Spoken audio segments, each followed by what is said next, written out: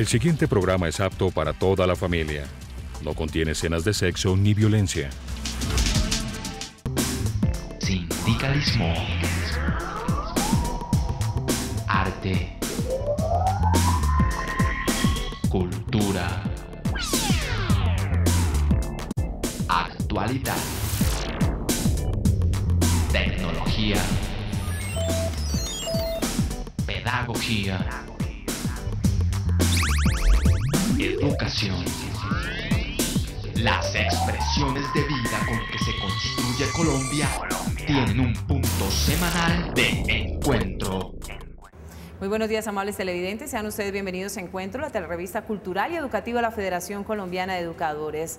La invitación para que nos acompañen los próximos 30 minutos en este recorrido por las noticias más importantes que en el escenario educativo, político y por supuesto sindical se han desarrollado en el transcurso de la semana. Algunos de los temas que trataremos esta mañana: el Ministerio de Trabajo estudia la posibilidad de que los trabajadores que laboran por días puedan cotizar salud y pensión, una forma más de legitimar la informalidad. Fallo de tutela ordena nombrar maestros faltantes en Lenguasaque, Cundinamarca. Maestros del Magdalena y norte de Santander denuncian amenazas y persecuciones. Mi nombre es Omaira Morales y aquí inicia Encuentro. Y es que definitivamente los sindicatos hacen mucho por la defensa de los derechos de la gente. Un ejemplo palpable, lo que sucedió en Lenguasaque, Cundinamarca. El pasado 25 de febrero, aquí en Encuentro, visibilizamos la difícil situación que estaba viviendo un grupo de maestras, 4 maestras que tenían que ver por 9 cursos, y aunque habían pasado diferentes solicitudes a la Secretaría de Educación, pues no se había contratado a nadie más.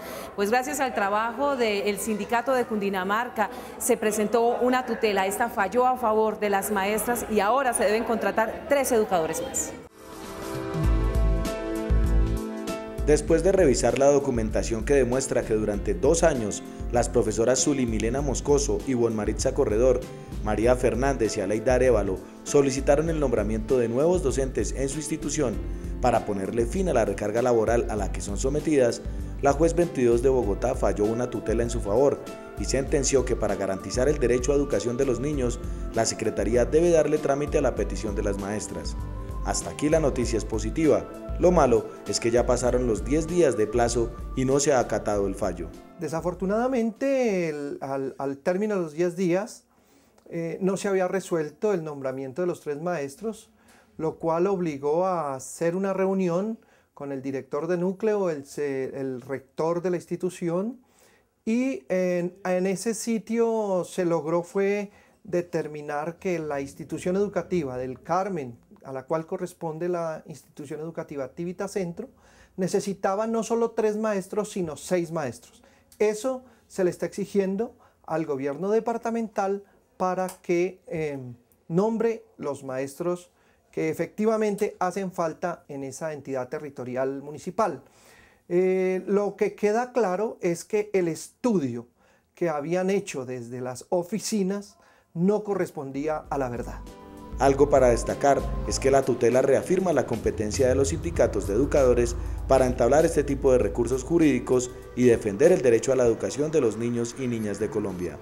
Efectivamente, se demostró que es un derecho fundamental y que cualquier ciudadano puede tutelar el derecho, pero además existen numerosas tutelas que otorgan la posibilidad a entidades como los sindicatos a ejercer el derecho y a exigir, a ejercer el derecho de la tutela, pero además exigir el cumplimiento de los derechos fundamentales de las personas, en caso concreto para los niños que nos ocupa la tutela de Tivita Centro.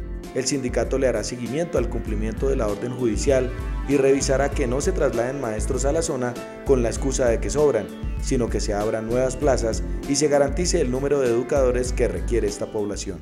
Amenazas, persecuciones y asignación de cupos de manera injustificada son algunas de las situaciones que se tienen que vivir en el territorio nacional. Esta es la problemática educativa que se vive en Colombia.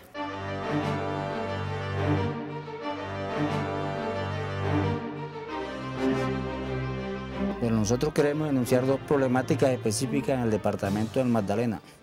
La primera es la oferta de 97 plazas de docentes nombrados en propiedad en una audiencia pública celebrada el día 30 de diciembre del año 2011, el último día hábil del año, plazas que pertenecen a docentes que fueron nombrados en propiedad, que fueron incorporados por el departamento del Magdalena y que hoy viven la zozobra de que se han sacado del magisterio, de que se les deje de cancelar su salario y que por ende quedan por fuera de la carrera docente.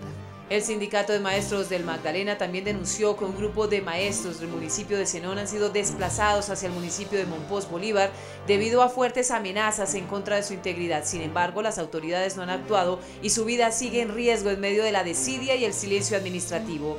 Y si en el Magdalena las persecuciones arrinconan a los educadores, en el norte de Santander la situación no es muy diferente. Es lamentable que dentro del Departamento Norte de Santander y específicamente en la Secretaría de Educación Departamental hay más de 12 docentes amenazados y no encuentran solución de reubicación. Pues necesitamos que esta Secretaría de Educación tome las decisiones correctas al respecto y pueda reubicar de inmediato a los docentes que tienen más de un mes esperando que a través de la misma puedan ellos llegar a sus instituciones a laborar. Aunque la Secretaría de Educación del departamento ha emitido actos administrativos para cubrir las vacantes, estos no reconocen el riesgo y la vulnerabilidad de los educadores amenazados, pues les reubican en zonas donde su vida corre riesgo. Y así los derechos humanos del magisterio siguen vulnerados a espaldas de la normatividad, los derechos adquiridos y por supuesto de las voluntades políticas. Y entrevistamos a dos maestros que laboran en la Universidad de Cundinamarca. Ellos crearon un instrumento para hacerle seguimiento a los procesos de aprendizaje en una asignatura que definitivamente quiere cambiar los imaginarios de que solamente hacen botes, saltos y brincan. Muchos creen que la clase de educación física es para producir grandes deportistas, para que los estudiantes quemen energía y no molesten en el aula, o para que corran, suden, se cansen y tengan buena salud. Pero su objetivo es más profundo. Busca desarrollar inteligencia a partir del movimiento, equilibrar el cuerpo pero también la mente, hacer más flexibles los huesos y los músculos pero también el pensamiento y formar un ser humano que encuentre en la actividad física armonía consigo mismo y con los demás. No obstante, conseguir esta gran meta implica que el docente no se quede en el hacer y reflexione cada cosa que ejecute en su clase.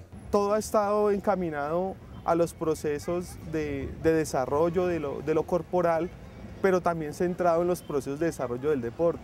Yo diría que hay un proceso ecléptico en esa construcción de la clase de educación física que no nos ha llevado a definirnos y ni siquiera a llevar a unos estados de comprensión de lo que generalmente señala la norma frente a las orientaciones pedagógicas o los lineamientos curriculares que señala el Ministerio de Educación Nacional. Pienso que es una discusión que hay que empezar a dirimir más allá de los elementos y de las trascendencias teóricas, empezar a dirimirla desde los procesos prácticos y desde la reflexibilidad de esos procesos prácticos que se están llevando cotidianamente en la escuela. Para los profesores Edwin Alzate y Andrés Jiménez de la Facultad de Ciencias del Deporte y Educación Física de la Universidad de Cundinamarca, esta disciplina tiene grandes teorías sobre desarrollo humano a partir del movimiento, pero las prácticas muchas veces se quedan cortas frente al saber y las pretensiones. Por eso existe la necesidad de enriquecer lo que se hace mediante la reflexión. Nuestros docentes aún están en los procesos de construcción de noción de educación física. Es decir, que hasta que nosotros no llegamos realmente a la construcción de una concepción del concepto de educación física, no vamos a llevar a unas prácticas que nos constituyan realidades distintas en la escuela. Para lograr que los estudiantes de educación física reflexionen las actividades que realizan y analicen por qué y para qué las llevan a cabo, crearon un instrumento que aplicaron primero a los docentes de la facultad. Entonces decidimos constituir la escritura a partir de diarios epistémicos, diarios reflexivos, en los cuales los docentes empezaran a escribir un poco cuál era esa práctica de acompañamiento que les hacían a sus estudiantes. Ese proceso duró aproximadamente 2 meses, terminados los 2 meses recogimos los diarios y les aplicamos un tipo de técnica de análisis que se llamó análisis de contenido y en el cual empezamos a ver que los docentes realmente empiezan a pensarse alrededor de un tópico central que era la evaluación y el acompañamiento de la práctica de sus estudiantes aprendices. La idea es trascender la figura del maestro que sabe de deportes y reglamentos y llevarla al que se convierte en un científico del cuerpo, que aporta desde su práctica diaria al desarrollo de un mejor ser humano. La escritura les permite alejarse de su práctica, de centrarse, de verla desde fuera, verla en objetos, para cuestionarla, para revisarla y constantemente estarse preguntando sobre lo que es y hacia dónde apunta su proceso de formación. Reflexionar lo que se hace para ver si es coherente con lo que se piensa y con la teoría es fundamental para enriquecer no solo el conocimiento del docente, sino su metodología, su discurso y su impacto en la transformación de la sociedad representada en sus estudiantes. Ya está aquí la cuarta versión del concurso Notas de Maestro. FECODE, a través del programa Encuentro y la editorial Magisterio, invitan a los educadores y educadoras del país a producir notas con el tema Educación como Derecho, de una duración mínima de 1:30 segundos y máxima de 3 minutos, y enviarlas en formato DVD o mini DV o Betacam a la carrera 13A número 3454 en Bogotá hasta el próximo 31 de mayo. Y a esta hora la profesora Rosalba Gómez, secretaria de Asuntos de Organización y Educación Sindical, le habla al Magisterio Colombiano.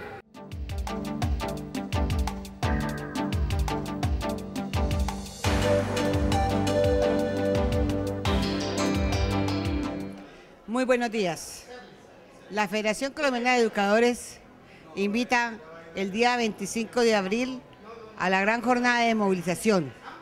Primero, porque la señora ministra entienda que debe hablar con FECODE y sentarse a mirar los diferentes puntos de vista de lo que falta por ajustar del pliego de peticiones. Segundo, por revisar la Directiva Ministerial 02. Tercero, por la no privatización de la educación, que haya mayor inversión, mayor presupuesto para la educación pública de calidad. Y tercero, vamos a agitar el referéndum por la gratuidad de la educación pública para los niños, niñas y jóvenes de Colombia. Entonces, por esto, compañero o compañera, lo invitamos a la gran jornada de movilización el día 25 de abril. Bien, otro punto polémico en estos días que ha creado expectativa, angustia en los maestros pensionados del país, que tiene que ver con el salario móvil digno y justo para los maestros pensionados. Los maestros pensionados en el país somos alrededor de 128.000 maestros. ¿Qué pasó el día 26 de marzo? Se inició el pago a los maestros pensionados del país, pero una orden del juez de Planeta Rica de Córdoba ordenó que a través de una tutela que ellos colocaron por una demanda que realizaron en Montería, en varios municipios, de una demanda que ellos llevaron a cabo con 50 años de edad y 20 de servicio, lo cual para nosotros es ilegal. Entonces ellos demandaron los dineros del fondo. El día 26 los dineros que llegaron al fondo para pago del pensionado fueron embargados por esta entidad. Eso está causando un gran caos y debemos de llamar la atención a la fiduprevisora, sobre todo al gobierno. El gobierno debe ser responsable del pago de los pensionados, que es su salario móvil. Mucho maestro pensionado sobrevive de su pensión. Por favor, de parte del gobierno exigimos respuesta inmediata. Y a los maestros del país, a los sindicatos, hacer plebiscitos, cartas al señor presidente de la República, a Hacienda, a Ministerio de Salud, Ministerio de Educación y a los entes de control para que por favor se solucione el problema del pago de los pensionados y demás pagos de prestaciones que vienen. De manera que es una gran preocupación de los maestros pensionados del país. Y hoy los estudiantes de la institución República de Colombia, aquí de la capital de la República, nos comparten su proyecto Biorrobótica con Función Social.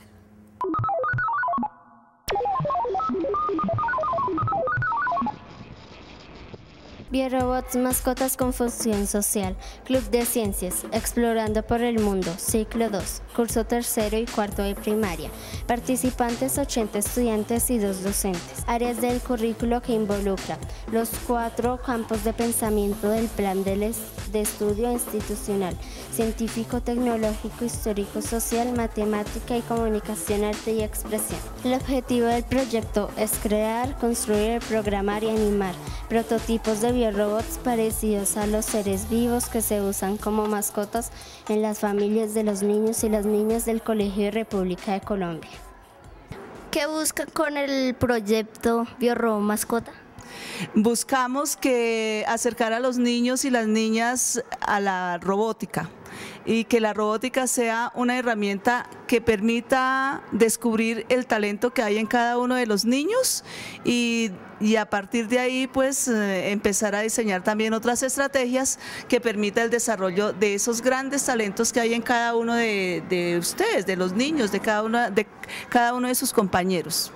¿Qué se ha logrado? Generar interés, motivación, liderazgo y trabajo colaborativo de los estudiantes.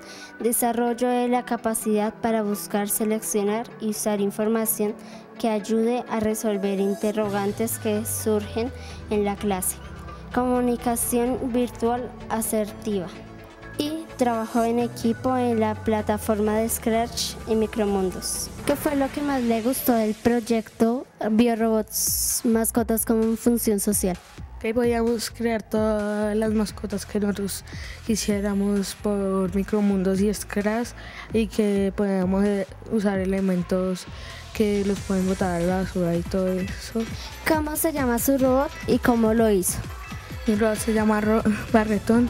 Yo lo hice con un sobrepeso y un motor y con una caja de pinturas y también con unas cobillas que para barrer como basura.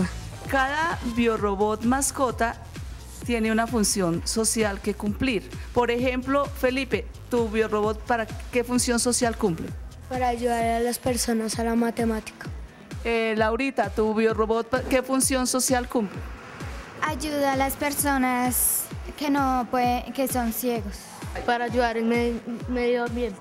Para ayudar a conservar el medio ambiente. ¿Y el tuyo, Alejandro? Enseñar a bailar.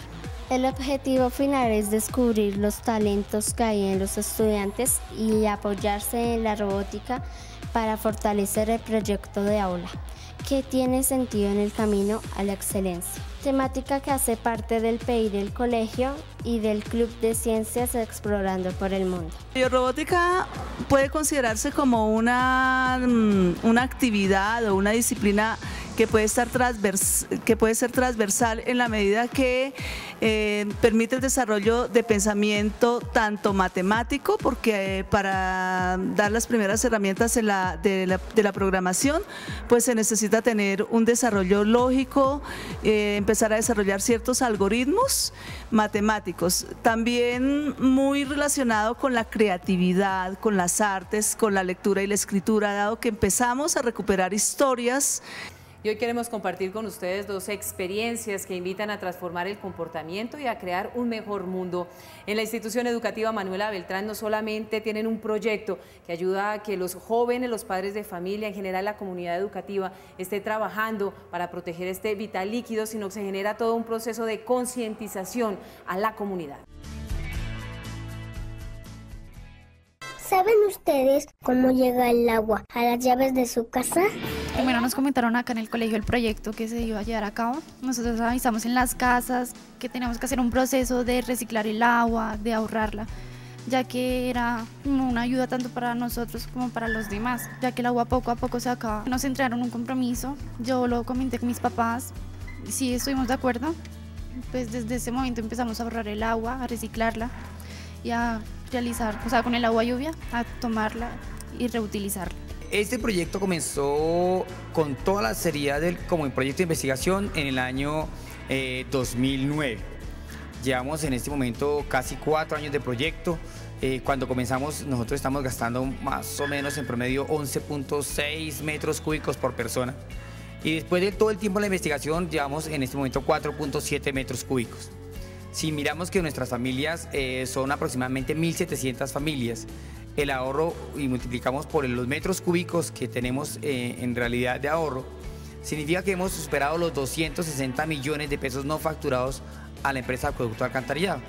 Eso es más o menos 220.000 metros cúbicos por periodo facturado que no consume la comunidad manolista. Pues el control que llevo es el mío, el consumo que llevo de familia, intento disminuirlo cada vez que pueda, y el del salón. Entonces, acá hay unas personas que mire, 6,4 y acá hay otra persona de 3,7. El triple, básicamente, conoce para vivir otra familia más que no tienen el agua. Este proyecto está siendo monitoreado a lo largo de todo el año, en los 3 años que lleva la investigación, en donde nosotros vemos acá, por ejemplo, el número de personas que conforman el núcleo familiar, el estrato a la que pertenece, el consumo por cada ciclo, en cuatro periodos que tenemos en el año, y aquí están los datos a nivel individual por cada periodo facturado.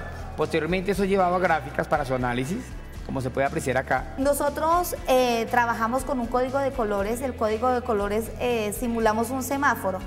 ¿El semáforo por qué? Porque el semáforo me arroja una información similar a la que nosotros pretendemos. El verde, ecológico, ahorra, siga así, va por buen camino. El amarillo, como que vaya frenándole porque como que la cosa no está funcionando. Y el rojo, alto, suficiente, ya. Va en exceso. En un principio uno siempre era como el malgastador que, eso no importa, el agua igual tenemos mucha y no es así. Entonces comenzamos como a reutilizar el agua de la lavadora, por ejemplo, cerrar la llave cuando nos lavamos los dientes o las manos. Igual es muy chévere porque cogemos conciencia desde pequeños a ahorrar el agua. Un CD interactivo creado por los profesores de Ciencias Naturales ayuda a entender el sistema hidráulico de una ciudad y a concientizar a la población. Los niños primero saben toda la conceptualización básica y después de esa conceptualización básica, en la misma OVA se hace la evaluación de todos los contenidos. Por ejemplo, pregunta de repaso, ¿el agua es importante en la medicina? ¿Por qué? Podemos decir, con ella podemos preparar alimentos, y él verifica la respuesta. Ahí está, hermano. Entonces, se devuelve para que el mismo niño verifique qué pasó con el aprendizaje que se le acabó de dar en la misma diapositiva. El proyecto es transversal porque además de formación ecológica refuerza estadística, matemática, gráficas, español y expresión escrita y oral. ¿Tú qué le dices a los niños de pronto que malgastan el agua? Pues que no lo hagan porque se nos va a acabar y pues que nosotros qué podríamos hacer sin el agua, nos moriríamos. Entonces yo les digo que no lo hagan, que tomen conciencia de eso, que piensen primero lo que van a hacer. Y el Ministerio de Trabajo, en vez de buscar la manera de garantizar los derechos de los laboristas nacionales, ahora estudia la posibilidad de que quienes laboran por días puedan cotizar salud y pensión. Esta es otra forma más de socavar los derechos de quienes ganan menos. En vez de garantizar el pago de las prestaciones sociales a los trabajadores de escasos recursos y que laboran por días, ahora se baraja la posibilidad de la cotización por el tiempo laborado. Una propuesta que suena tentadora, pero que entre líneas legitimiza el trabajo mal remunerado, la no estabilidad laboral y la vulneración de los derechos de los trabajadores. ¿Qué tipo de salud recibirán quienes coticen por días? Si un colombiano que gana relativamente bien ni sueña con pensionarse, ¿qué será ahora cotizando por días? Obviamente que si trabaja solamente unos pocos días de la semana, nunca se va a pensionar, por más que cotice por días. Eso sí es cierto. Y el problema de la seguridad social también. Si solamente trabaja unos pocos días de la semana, pues va a tener el problema de que solamente va a estar asegurada el día que trabaja. Los días que no trabaja, no va a estar asegurada. Desde ese punto de vista, eso no resuelve ningún problema para la gente que históricamente tiene empleos temporales. Y es que el Ministerio de Trabajo se está convirtiendo, según la Central Unitaria de Trabajadores, en un obstáculo para garantizar los derechos a los laboristas nacionales.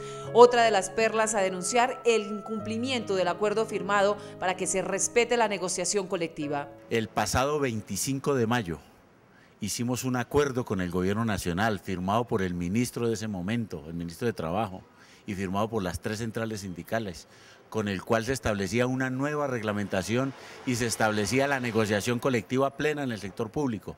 Bueno, llevan casi un año ya mamándonos gallo.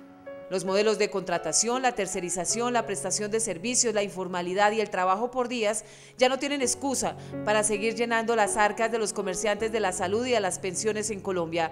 Esta propuesta surge como una alternativa para reivindicar el derecho a la igualdad y a la garantía del derecho al trabajo y a la pensión. Sin embargo, deja muchas preguntas al aire, como la calidad en la salud que se prestaría, la coordinación para mantener en los listados de atención y ni hablar de la pensión, porque sumar las horas cotizadas cotizadas, alcanzar el ahorro ya no se convierte en un sueño, sino en una simple y llana utopía. Y como ya es tradicional, el profesor Zené Niño Avendaño, presidente de la Federación Colombiana de Educadores, nos editorializa nuestro espacio de hoy.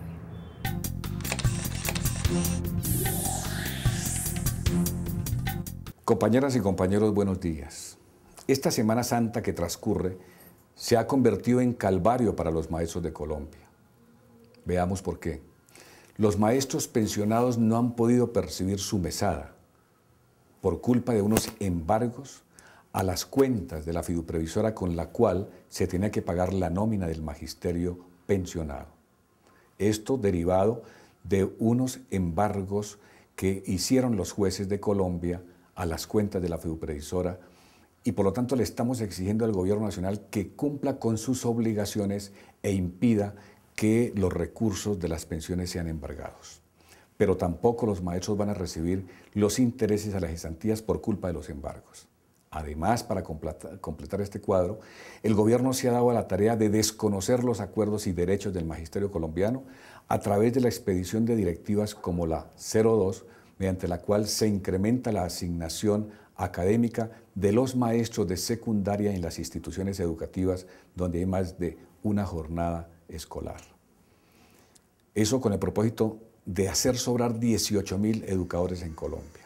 Pero además pretende la ministra de Educación desconocer lo pactado con el anterior gobierno como la permanencia de 6 horas diarias en la institución o 30 horas semanales. Tampoco la ministra quiere asumir la responsabilidad, la definición inmediata de la sostenibilidad financiera de nuestro régimen especial de salud, reconsiderando el per cápita a pagar por cada usuario del sistema de salud de los maestros. Tampoco la ministra quiere resolver lo relacionado a las auditorías médicas descentralizadas in situ que vigilen permanentemente la correcta prestación de los servicios médico-asistenciales. Se vienen desconociendo el derecho a los permisos remunerados por justa causa, como también el otorgamiento de los permisos sindicales.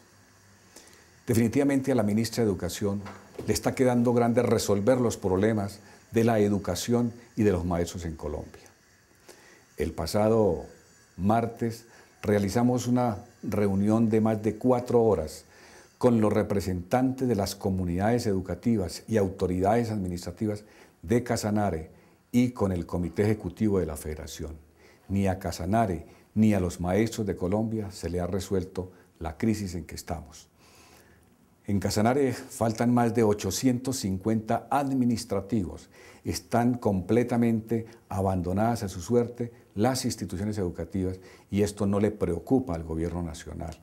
Más de 160 maestros hacen falta en Casanare. Centenares de niños están por fuera de las aulas escolares. Cerca de 1.700 niños no tienen acceso a la educación. De tal suerte que preocupa al país que la ministra de Educación no resuelva los problemas de las comunidades. Esta situación nos lleva a llamar al magisterio para que el próximo 25 de abril hagamos una gran movilización de denuncia y de exigencia. Vamos a tomarnos la capital a Bogotá, al Ministerio de Educación Nacional, para reclamar solución a esta crisis que soportan los maestros y la educación colombiana. Pero además, en la OIT, en la próxima conferencia en Ginebra, a la cual hemos sido invitados por parte de la Internacional de la Educación para que presentemos un informe sobre la situación laboral, sobre los acuerdos sindicales y sobre los derechos humanos de los maestros. Allí, en este evento internacional de gran importancia, denunciaremos lo que ocurre en nuestro país. Compañeras y compañeros, a pesar de todo, esperamos que tengan un fin de semana en armonía y en tranquilidad. Recuerden, lunes 11 de la noche, Contrastes, porque la realidad tiene diferentes miradas. Analizaremos la situación de algunos jóvenes que han decidido utilizar el derecho a la protesta de manera violenta y extrema. Siempre hay alguien que piensa diferente. Contrastes. Porque la realidad tiene diferentes miradas. Contraste todos los lunes a las 11 de la noche, Canal 1. Y no olviden nuestra cita habitual el próximo sábado de 7 a 7:30 de la mañana por el Canal 1 en Encuentro, el programa institucional de la Federación Colombiana de Educadores. Si quieren tener más información de la Federación, tienen 3 caminos. El primero, la página web www.fecode.edu.co. El segundo, en YouTube, en el canal titulado FECODE, o en la radio revista de esta institución que se transmite inmediatamente termina Encuentro a través de Colmundo Radio. Por ahora los dejamos con los protagonistas del proyecto Voces Cívicas, los líderes sociales. Que tengan un feliz resto de día. Hasta luego.